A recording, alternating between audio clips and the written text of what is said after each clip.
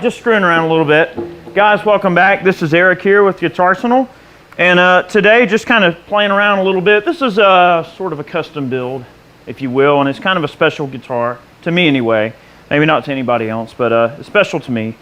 This particular Telecaster I purchased new back in 2005. I was home on leave from overseas, and I had a bit of money in my pocket, and I decided I always wanted a Telecaster, and one of the things that drove me to the Ash body, I really liked Albert Collins, and I wanted Ash Tele like Albert Collins. So I went and I bought this guitar, and it's a 2005 American Standard Ash, which I guess at the time it was an upgrade. It's still an upgrade if you buy the Ash body, I think, when you get an American Standard. It's going to cost a little more money to get the Ash. But over time, I ended up acquiring several more Telecasters, and this original 2005 Tele was kind of languishing away, and I really wasn't playing it that much because I just found other Teles that I liked a little bit more and everything, but I didn't want it to go to waste, and I'm definitely not going to sell this guitar. So I decided to call up Warmoth, and I ordered a baritone neck. Okay, so all those crazy weird tones you heard in the intro, hopefully I made her sound decent, are as a result of this long scale baritone. Okay, so you can take a standard guitar and convert it to a baritone simply by switching the neck, which opens up the scale length from like a 23 3/4 inch scale length or 24 inch scale length on a standard guitar all the way up to a 27 inch scale length. So this is 27 inches from nut to bridge, okay? And you tune it B to B, and it gives it this really low, crazy sound, which you heard in the intro. And this particular neck, I did pay for the additional upgrade. I had them go select me a 3A flamed maple blank, and this is roasted maple. And I did get this neck through Warmoth, and their turnaround was pretty quick. Took about a month to get it. And one thing about this guitar I do want to mention, I had Mr. Dotson over here at Dotson's Guitars set it up for me, and he didn't have to do anything to the bridge. He didn't have to open up the bridge pieces. He said that the bridge was good to go. He didn't have to open up any holes in the guitar, and the 50 style tuners that are on this neck, we did not have to modify in any way. The baritone strings dropped directly in there, and he said it set up just fine, and he didn't have to change anything. So the beauty of this setup is if I ever want to go back to the original guitar, all I have to do is just put the original neck back on and we're back in business, which is really handy, okay? But this is an American body with a Warmoth neck, and Warmoth is a factory authorized Fender. I guess they are authorized to make exact spec Fender necks. Now, one thing about this neck, you notice I was really struggling with some of the bends. This neck is an extremely flat radius, so it's not real. It's more of a chording neck in terms of the way that they don't really give you an option to choose what radius you want on the neck. So it's a very flat neck. This neck reminds me more of like the wizard necks that are on the Ibanez's. It's very wide and it's very flat, and it's very sort of methodical and precise, more like a classical guitar than a Stratocaster or a Tele. So that is one thing. If you're going to order a replacement baritone neck for your Telecaster or Stratocaster, they also do Stratocaster necks in a baritone. Bear in mind that that you will get to choose what frets you want if you order a Warmoth neck, but it is a very flat radius, and that may not mesh well with some people. If you're a bender, it can make some of the bends a little bit difficult. These are 58 through 13 strings, and they are still relatively, they got some tension. Okay, I mean, those bends aren't easy, and this guitar will make a man out of you, all right? When it comes to bending on these strings, now you better recognize, because this guitar is going to work you. And it's really cool. You can go drop A if you want to get all the way down into drop A territory with a baritone.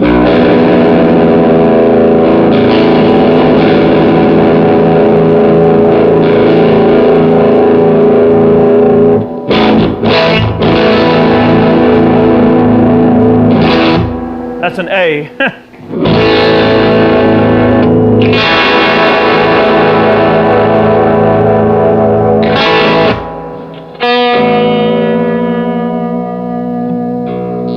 That's a B. So with the low B, you have a lot of options. We've already discussed baritones briefly. We did the Collings baritone video, but this video is mainly just to show off the build. This is a very special guitar to me. I would never part with it. This particular one does have 24 frets, which is kind of odd for a baritone. You figure that you wouldn't necessarily get into this type of territory way up here, but I guess I sort of did there in the intro. Some. It is quite playable, and the fit and finish on this neck is excellent from Warmoth. One caveat that I will provide, one complaint I have, is that when I received this neck, there was finish sprayed over the frets. So they did the frets, dressed everything, sprayed the finish, and the frets were covered up with finish. So my luthier had to tape off the neck and polish the frets before he even installed the neck. And that's why the frets have a nice, beautiful, polished appearance. But this is a special guitar. I'm going to go through some of the sounds. Now we're running into, guys, we're running into a 1963 Magnetone 480 high fidelity. So we've got some actual pitch shifting trim vibrato going on versus trim. Trim low is just basically a sound change. Vibrato, this is pitch shifting vibrato that you're hearing on this amplifier. So we're going to go through the clean sound here.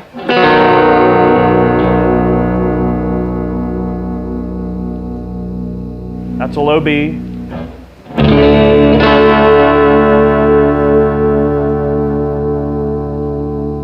Listen to that amp.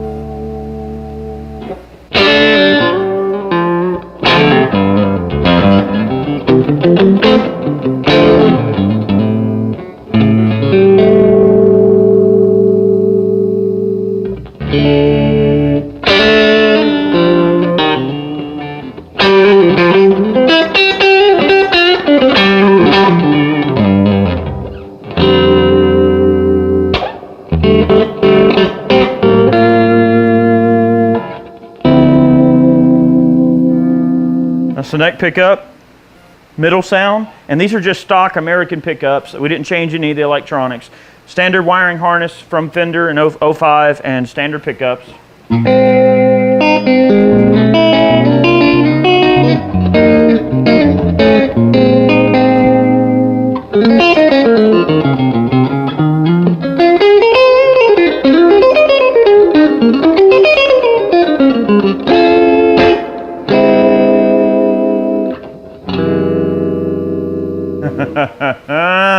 All right, bridge pickup.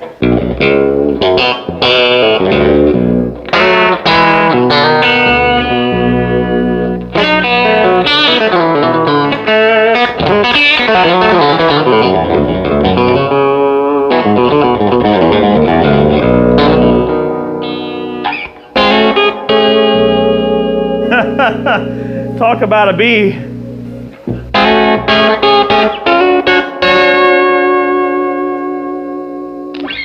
Glorious. You don't need a pedal with that amp at all, but I am augmenting my sound just a little bit. I was running a Noble's Super Overdrive there in the intro. Let's listen to that with the neck pickup.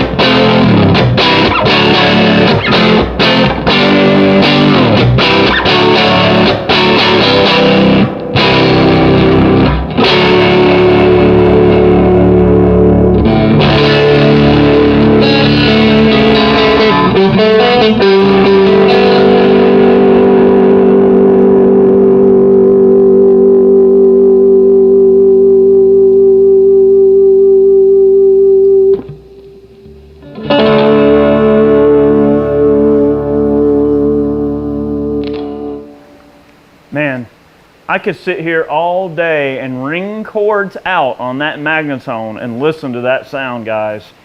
I mean, like, that's the sound. That's like the spaghetti western kind of, you know, if I get rid of that drive and add like even more reverb, that's when you get into the, you know,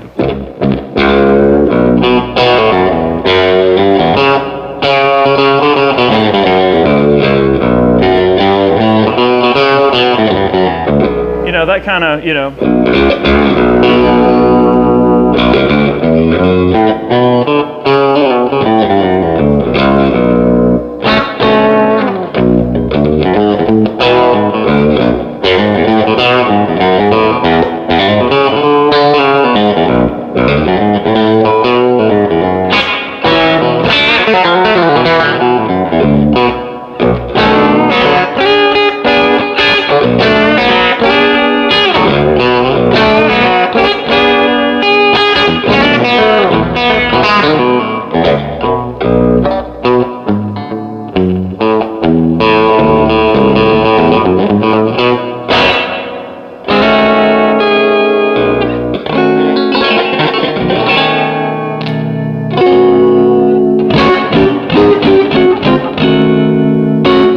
Thing I'll mention about this guitar too is because of the heavy string gauge and because the low tuning and the low register and the large scale, this guitar really hits the crap out of the front end of the amp, and it can really sound fat, which is cool, you know. And what I don't understand with baritones is why all these metal guys that are trying to get these low tunings, they're getting down to low C and all this mess. Earlier, Chad was playing with me. We were butchering some blues, and I was trying to get my, you know, figure out my way around this. In the F position, you're in the key of C, and even him on a bass was having to play in a higher register so that those frequencies wouldn't get muddied together with a bass player playing against a baritone player. So I do have a fuzz on the floor, right? So if I engage a fuzz, let's turn that reverb off. We do have the vibrato going, but hopefully that won't sound terrible with the fuzz. But if I engage a fuzz and then run this low B, I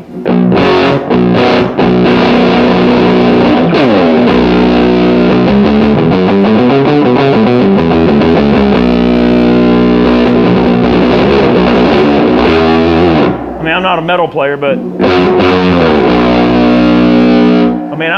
player, but that's pretty low, right? Let's crank that fuzz even more. Let's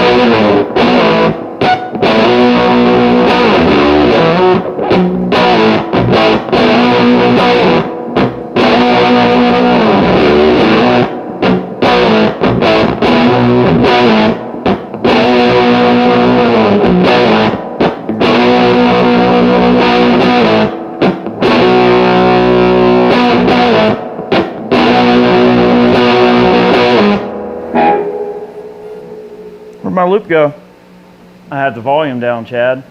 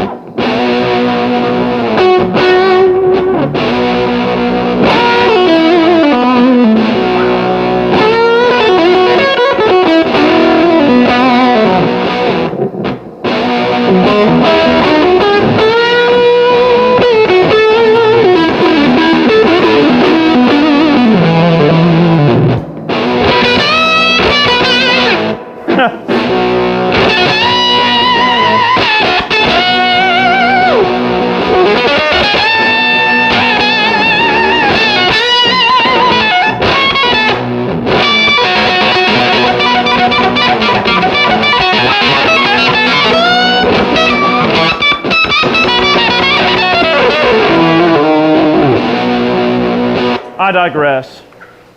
But that was a Proctavia on top of the baritone. We've made some good sounds, we've made some awful sounds, but that's the baritone, this custom baritone build in a nutshell.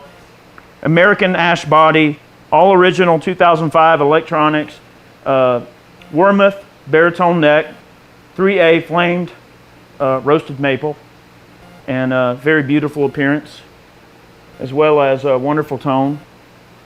And these types of guitars really are great for getting some of those kind of, let's just call it atmospheric type of sounds, or as a good backing track. If you've got a guy playing in drop D on an acoustic or something, and you're trying to lay down a track and you want to lay down something crazy and heavy, what's to stop you from having something in the background? I got it. What's to stop you having something in the background going?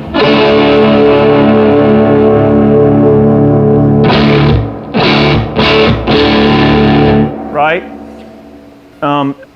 And that can really give you a lot of cool, options. And playing different chords in different registers, like if I play a D chord on a regular guitar, it's going to have a certain sound. But that G, the shape of that G and the way that those strings drag, it just gives you a different kind of sound that you can add into what you're already doing, which is a lot of fun. And the nice thing about baritone is that with the baritone, you don't have to change the way you play necessarily. Like whatever you know on a guitar, you know on a baritone, because the chords and everything's exactly the same. It's just tuned fourth down, okay? So basically, if I'm going to play in E minor, it means I've got to play in the A form right here, or I've got to play in essentially what would be A minor to be in E. So you just have to keep that in mind. If somebody says, all right, we're playing in C, well, you can't go all the way up to C. You got to go way down here to get in C. Oh, listen to that.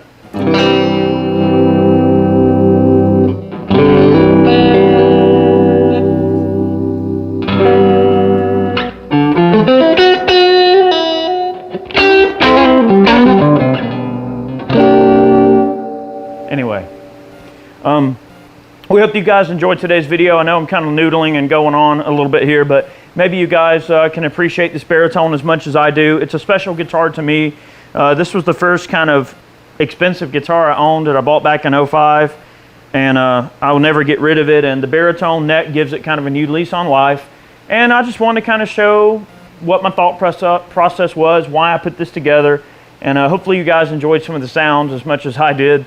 This Magnetone 480 is delivering the goods. Such a wonderful amplifier. Thank you guys for watching. We post every Monday and every Friday. Make sure you tune in. Many more videos on the way. We hope to see you soon. And I'm just going to let a chord ring out on this thing because it's so great for that. Let's add a splash of delay and just get into